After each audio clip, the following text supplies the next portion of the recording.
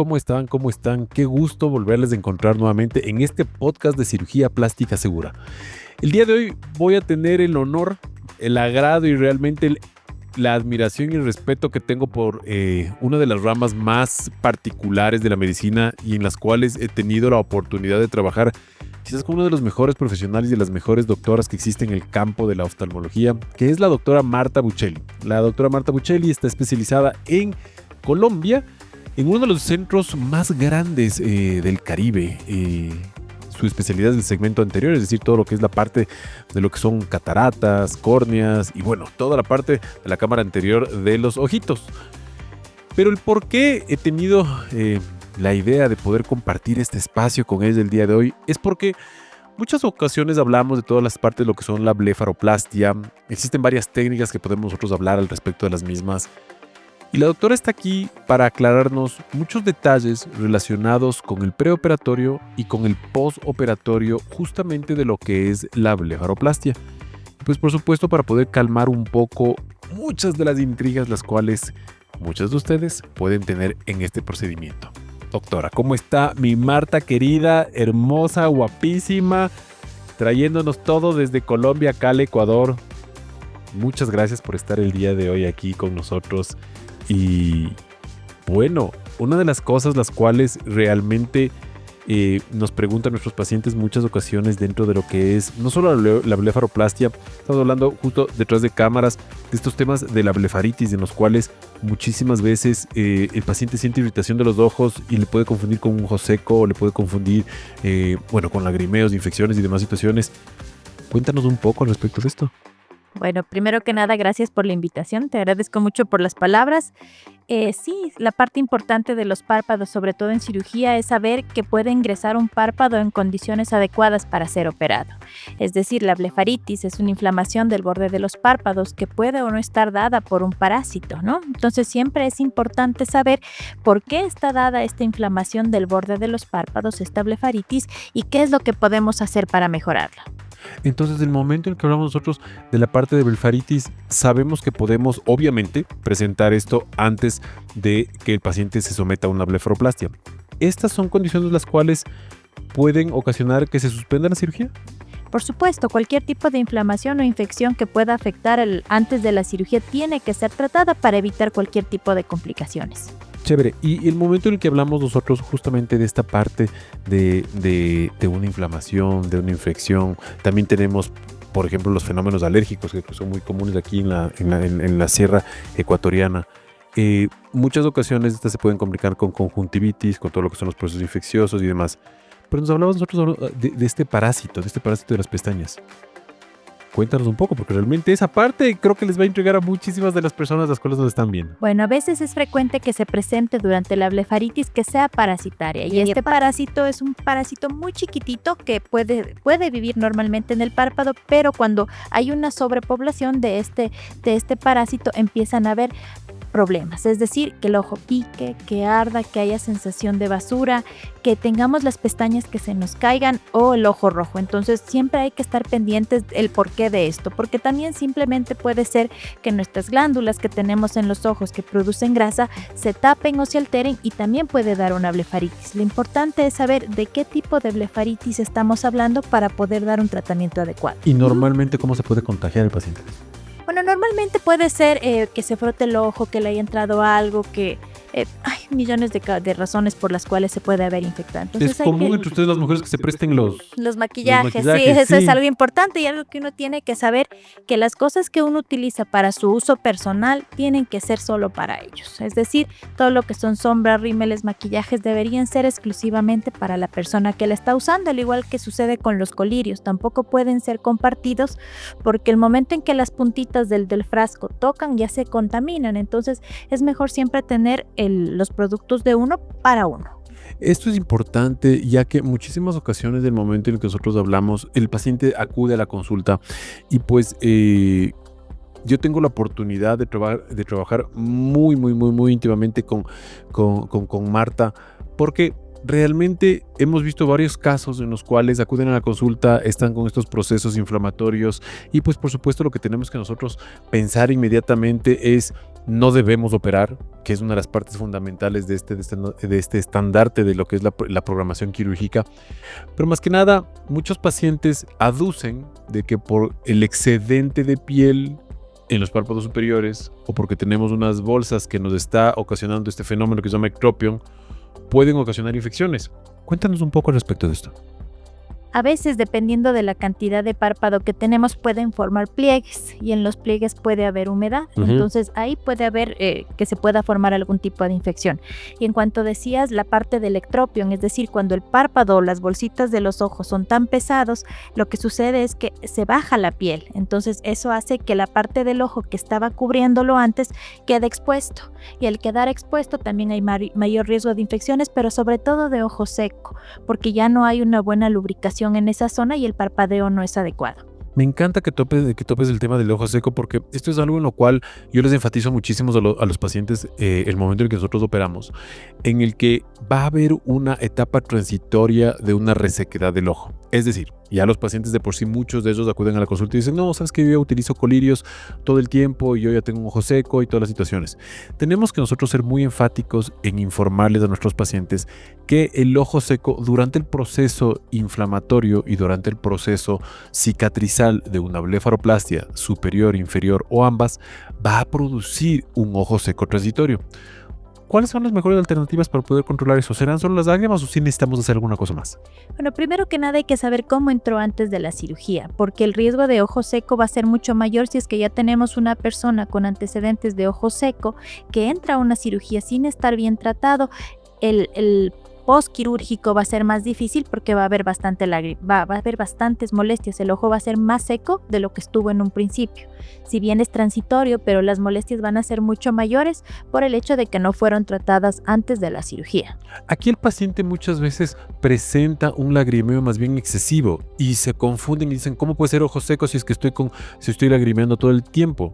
¿Puedes darles una claridad a nuestros pacientes respecto a eso? A ver, no se considera como un ojo seco como tal, es un síndrome, pueden haber 1.000 causas. Entonces, primero, para saber qué es el ojo seco, hay que saber qué tipo de ojo seco estamos teniendo, si es evaporativo o no es evaporativo, si es que está asociado a algún tipo de enfermedades o inclusive a medicamentos. Hay personas que toman ciertos medicamentos, sobre todo los del acné, que pueden provocar un ojo seco y no lo sabemos porque muchas veces, como van a ver los ojos, se olvidan de decirnos y a veces puede ser una de esas causas, ¿no? También pueden ser causas hormonales, puede ser incluso también el clima, ¿no? El clima también es una parte fundamental. El uso de computadores, se ha visto que hay un aumento porque las pantallas, y al estar tan concentrados en las pantallas, disminuye nuestro parpadeo y el parpadeo es esencial para una buena lubricación. Entonces, si es que no tenemos cuidado con eso, si no tenemos una salud visual adecuada, también puede ser una causa de ojo seco. Entonces, siempre es importante buscar la forma y entender por qué mi ojo está seco, ¿ya? No es que solo le falta agüita, porque la lágrima es muy importante. Nuestra lágrima tiene tantos componentes, no es simplemente un agua, ¿no? Está compuesto de muchos electrolitos y de muchas sustancias, incluso tiene antibacterianas, ¿no? O sea, que nos ayudan a proteger al ojo. Como ustedes se dan cuenta, la pasión que le mete justamente en explicarnos un poco esta parte de lo que es del ojo seco es una de las grandes razones del por qué realmente he aprendido muchísimo de Marta, porque realmente el momento en el que nosotros hablamos justamente de este tema del ojo seco, este tema de esta transición, de este ojo seco transitorio, tenemos que nosotros saber si es que el paciente, como dice, ha venido ya con estas molestias o simplemente la calidad de la lágrima no es la adecuada. O bueno, existen varias patologías las cuales cuando nosotros hemos tenido esto siempre requerimos la ayuda, en este caso de la especialidad y en este caso pues de Marta, que nos ayuda constantemente en nuestros pacientes de blefaroplastia y obviamente también en el paciente de lifting facial. Recuerde que el paciente de lifting facial, en el momento en que nosotros hacemos un estiramiento, también vamos a hacer una reacomodación justamente de los párpados tanto superiores como inferiores. Y aquí en la parte del ojo seco también es importante ver la parte del ectropion, es decir, cuando se cae el párpado inferior por las bolsas tan grandes y el párpado está así caído y no me logra cerrar bien la bóveda ocular. Entonces, en el ectropion, ¿qué nomás podemos hacer y qué nomás podemos encontrar? Bueno, principalmente las molestias, ¿no? El ojo rojo es una de las principales características. Puede haber ardor ocular, sensación de basura. mayor riesgo de infecciones porque no tienen un buen parpadeo. El ojo normalmente está rojo y las molestias de que algo está ahí, de que algo me molesta, son intensas, ¿no? Normalmente se presentan en personas mayores o cuando hubo algún tipo de accidente facial que provoca un estiramiento o un movimiento de eso. Pueden haber congénitos también, ¿no? En el cual el bordecito del párpado, en lugar de estar en la forma que está, tiende a meterse. Entonces, ¿qué es lo que podemos hacer? ¿No? Principalmente, si es que es un ectropio muy avanzado, es quirúrgica la indicación, ¿no? Y el uso de lubricantes hasta que se pueda operar y ver si es que tiene algún tipo de infección, tratarla, ver si es que se puede hacer algo más previo a la cirugía, pero normalmente un tipo de ectropio grande que dé molestias es quirúrgico. Estas técnicas coadyuvantes normalmente se llaman tarsorrafias, tarsopexias, en las cuales nosotros tendremos que hacer ya anclajes justamente del párpado inferior hacia lo que es el socket del ojo, es decir, toda la cavidad periauricular a nivel del hueso, en la región del periósteo, en las cuales nosotros tendremos que elevarle y pues por supuesto ahí muchas veces transitoriamente tenemos un ojo más achinado, más rasgado, pero eso nos ayuda a nosotros a que podamos realmente colocarle en el sitio el párpado para que cuando está evertido pues poder corregirlo. Cuando está invertido tendremos que utilizar otras técnicas para poder evertirle al párpado y así poder darle el anclaje. Son parte de las cosas que nosotros tenemos que tomar en cuenta dentro de lo que son las técnicas de blefaroplastia. En la actualidad se utiliza mucho en la parte estética el levantamiento de la cola de la ceja. ¿Qué afectaciones, que realmente muchas de estas pueden ser neurológicas, pueden estar afectando a los pacientes cuando se someten a una técnica inadecuada o no bien escogida para el paciente? Bueno, es importante saber con quién uno se opera, ¿no? Algo que uno tiene que saber es que no todos los médicos son oculoplásticos, son cirujanos plásticos o saben hacer la técnica que puede suceder. Toda cirugía tiene riesgo, pero va a tener un riesgo mucho más alto por una persona que no lo sepa hacer. Entonces, antes que nada, mi consejo es siempre fíjense quién se va a operar, o sea, credenciales. Hay que saber que el que le está operando está en la capacidad de hacer eso, porque el momento en que uno daña o provoca alguna alteración neurológica, las consecuencias, como sabes, son muy, muy graves. Entonces, antes que nada, tienes que conocer a tu médico, tienes que saber lo que quieres, tienes que saber tus expectativas y qué es y hasta dónde podemos llegar. Porque la idea es que si uno se opera, estar contento con lo que se hace y estar confiado y seguro de que tu médico te va a seguir durante todo el proceso quirúrgico. Hemos visto nosotros unas técnicas las cuales están tratando de decirles que son nuevas, entre comillas. Bueno, decirles que son nuevas, entre comillas, en las que están haciendo unos cortes justamente en el reborde de la cola de la ceja para poder levantarlo. Bueno, estéticamente muchas veces coges y dices, sí, se ve súper bonito porque estás viendo en el Instagram, estás viendo muchas veces en Facebook, estás viendo en las cirugías, en las fotos que les editan maravillosamente y pues les dan esos efectos de levantamiento. Sin embargo, en la cola de la ceja tenemos estructuras fundamentales, las cuales si es que se dañan, ¿qué nomás nos puede suceder? La parte de la cola de la ceja, sobre todo en la parte de trauma, hay que estar muy, muy seguros porque nos puede llegar a la ceguera, ¿no? Hay ciertas zonas que pueden ser tocadas, nervios que pasan por ahí que son muy importantes y que en su momento nos pueden dar muchos problemas y podemos tener complicaciones graves, ¿no? Y pueden ser incluso irreversibles.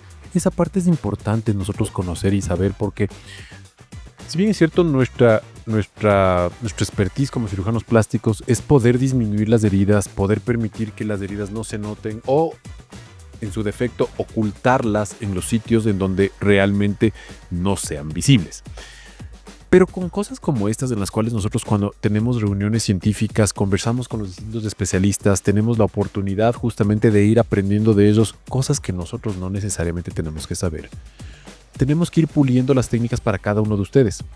Mucho se habla en marketing, de cirugía plástica específicamente, en los cuales entra el paciente por poco con el rostro en el suelo y sale completamente estirado y están por poco cogidos en la espalda, el rostro. Y claro, en un principio súper sorprendente porque en realidad estás estiradísimo, pero ya te cambiaron la facción, ya estás con un ojo seco, ya estás tal vez con un problema neurológico o simple y llanamente ya tienes dificultad de un parpadeo adecuado.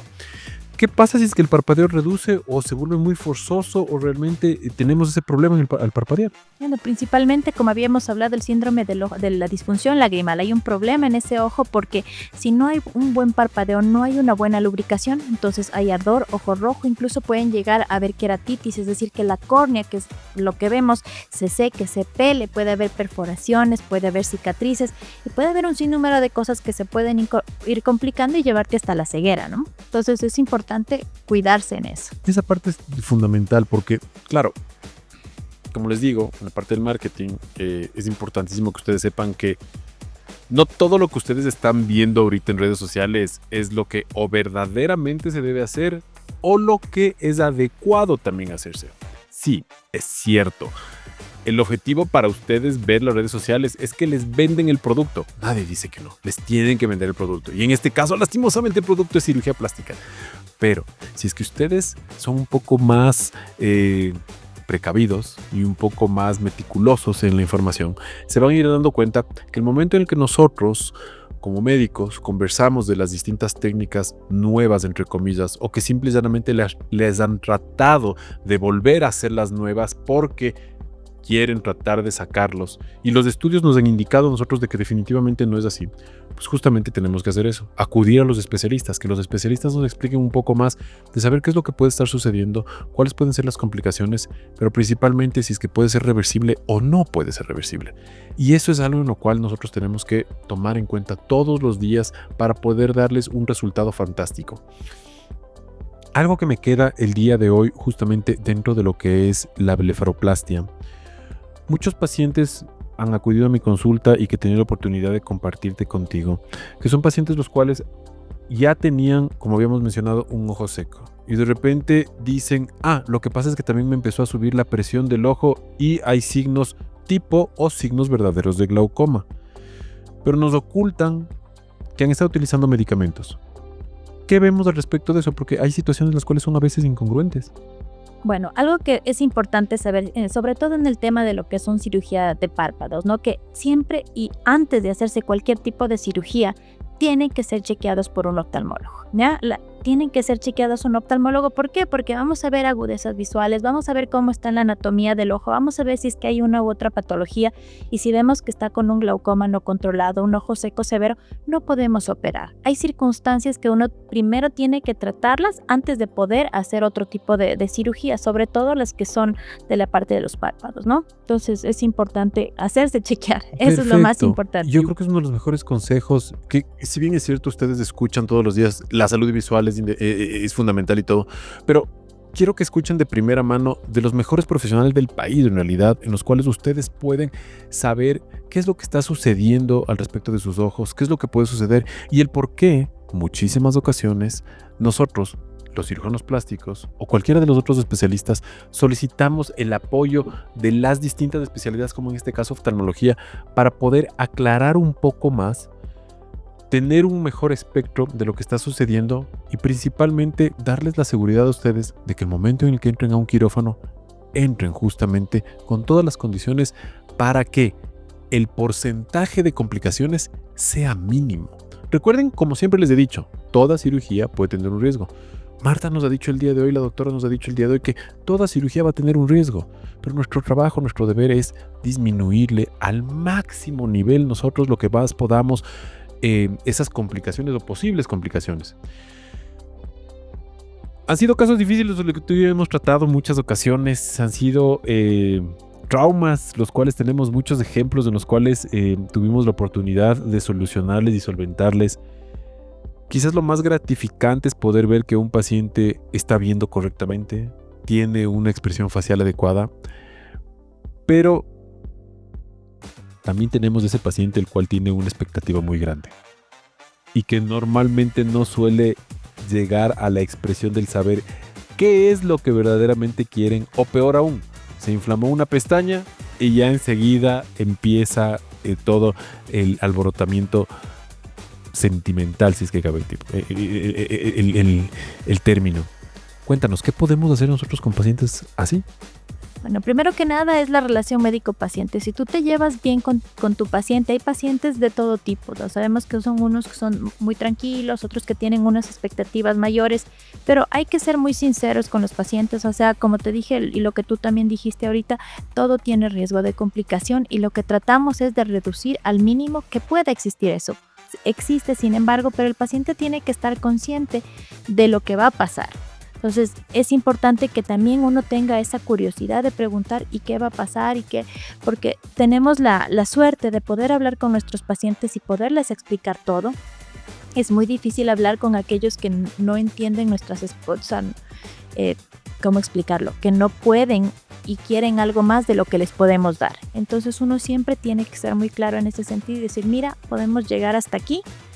Y ya es cuestión de que tu paciente decida y hable contigo y tengan esa relación, ¿no? La expectativa dentro de lo que es la cirugía plástica, dentro de lo que es la oftalmología, dentro de lo que es cualquiera de las ramas en la medicina es muy importante.